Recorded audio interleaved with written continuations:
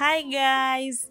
Wengi hufikiri kitunguu maji hunogesha pilau tu, bila kufahamu kwamba ni kichocheo kikubwa katika ukuaji wa nywele zetu.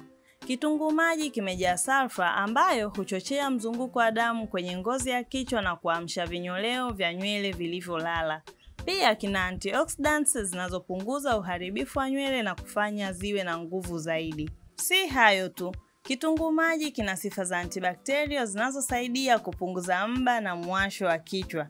Hivyo basi ukitumia mara kwa mara, si tu kwamba nywele zako zitakuwa haraka, bali pia zitakuwa nene, zenye afya na zenye kung'aa.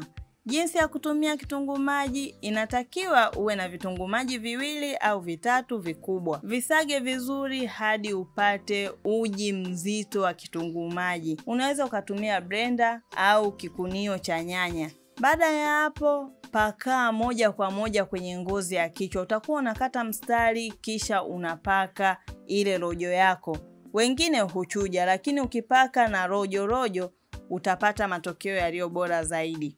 Utapaka eneo lote la kichwa mpaka uhakikishe umemaliza, yani kichwa kimeloana vizuri. Kisha utamasaji dakika 2 hadi 3 ili kuhakikisha virutubisho vimeingia vizuri kwenye mizizi ya nywele. Baada ya hapo utafunika kichwa chako kwa kuvaa plastiki kepu au kitambaa safi na utaacha ndani ya saa 1 hadi 6 kutokana na muda wako. Baada ya hapo inatakiwa uoshe vizuri kwa maji baridi, na hapa inatakiwa utumie shampoo nyingi kutokana na kwamba kitunguu maji huwa kina harufu.